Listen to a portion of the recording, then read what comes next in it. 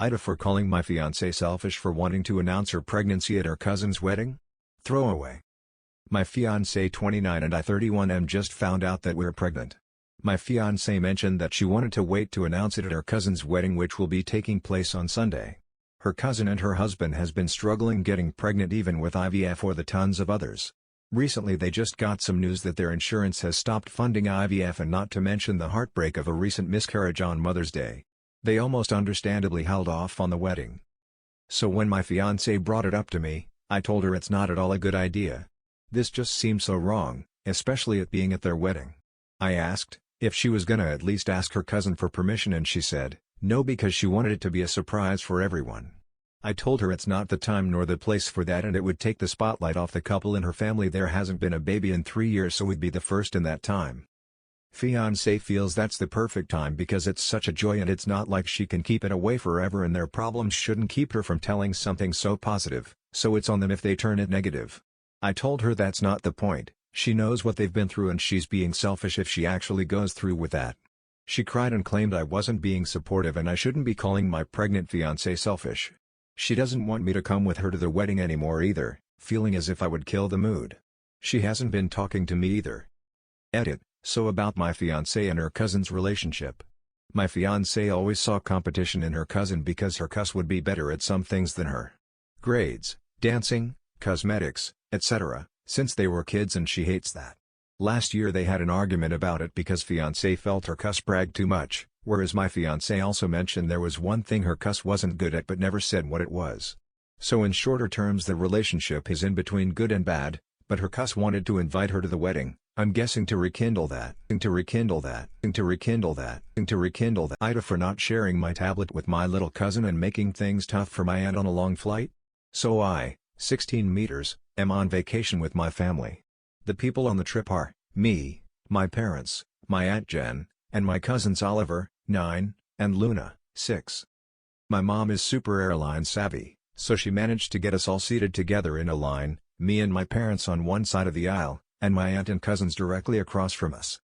Anyway, I brought my tablet, which I bought with my own money on the flight so I could watch Netflix as it was a pretty long flight.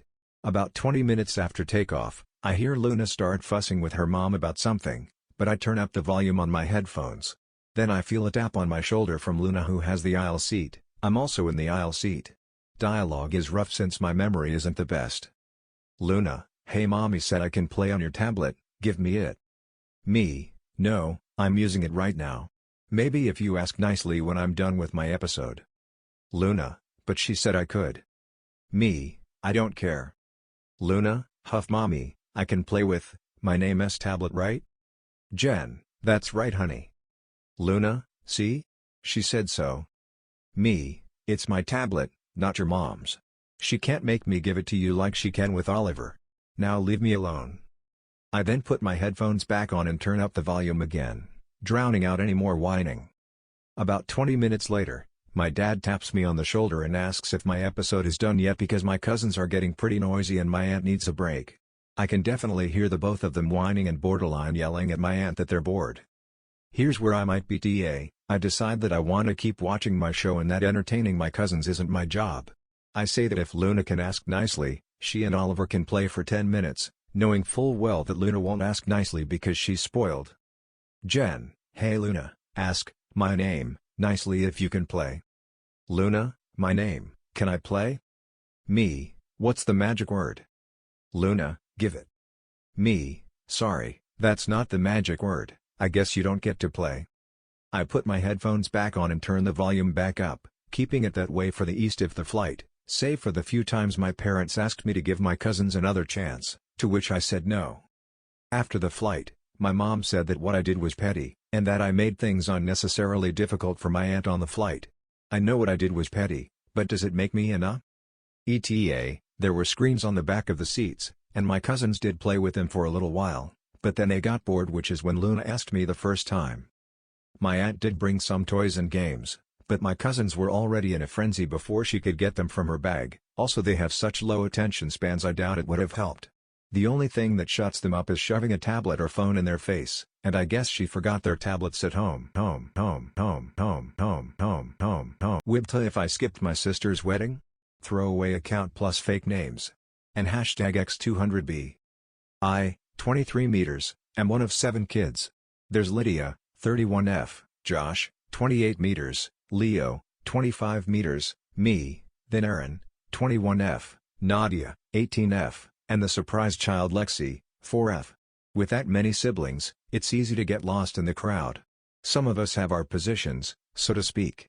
Lydia's the oldest, Lexi's the baby, I have a kid, yes, that's my descriptor. Gave us a grandchild. Erin is the golden child. She was the last planned child, the one supposed to tie up our family. She was born premature, so I understand that my parents coddled her to an extent, but it's more than that now. And hashtag X200B. Erin's getting married and recently told us that she's brought the date forward due to a cancellation. No big deal, it just means they're getting married sooner. But the new date lands on the date of Nadia's HS graduation. Erin was sympathetic, but said she's already committed to the date. They've printed the invitations. My parents normally go overboard on our HS grads, but they said that they'd just have to miss Nadia's. We were all sympathetic, but it wasn't intentional. And hashtag X200B. Or so I thought. But Nadia later told me and Leo that she was there when Erin got the call about the cancellation and told Erin that she was graduating that day, but Erin just laughed and accepted the date anyway. This, as much as I hate to admit it, sounds like a very Erin thing to do. She booked her engagement part for the night of Nadia's 18th birthday. Luckily, she wasn't celebrating until the weekend. She announced her engagement at my oldest sister's wedding anniversary. Everything is about her. And hashtag X200B. I confronted Erin about this, and she said that Nadia's HS graduation didn't matter.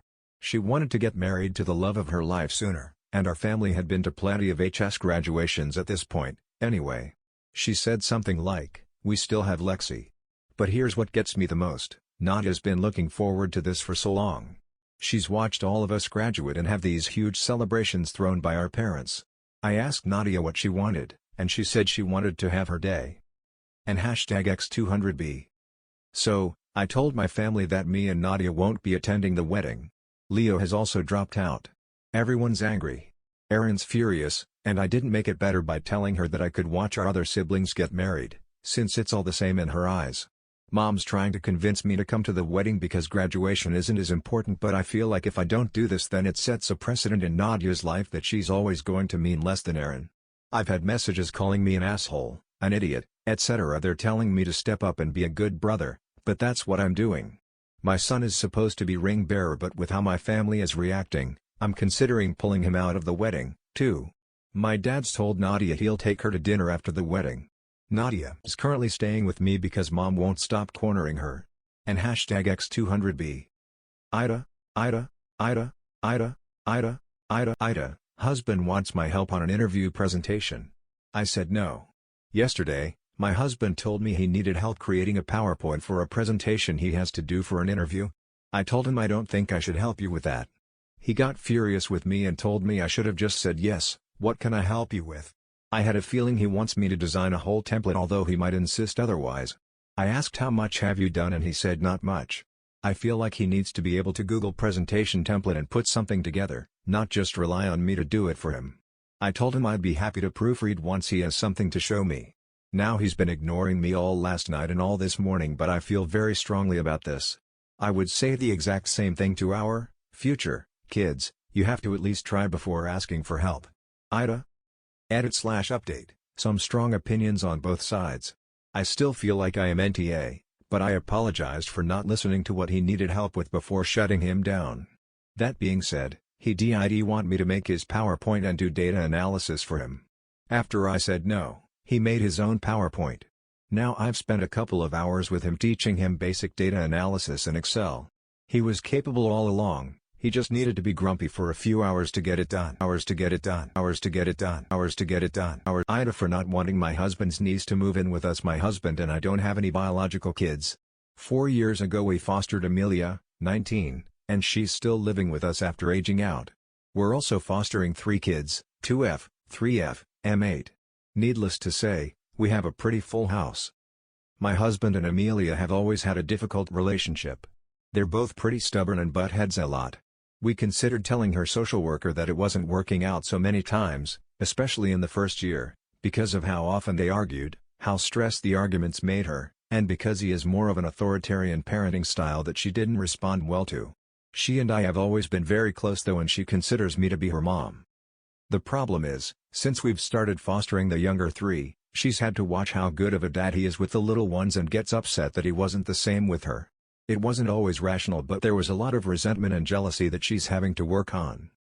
Now my husband has a niece, 18F, who will be on her own this fall. She got a full scholarship to both the school 10 minutes from us and a school an hour away.